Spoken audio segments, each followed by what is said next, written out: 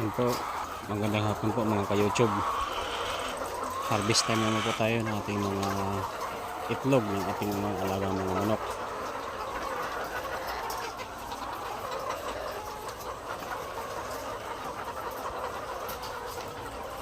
Kaya na po sila, nasa 15% na po sila ang kanilang pangingitlog.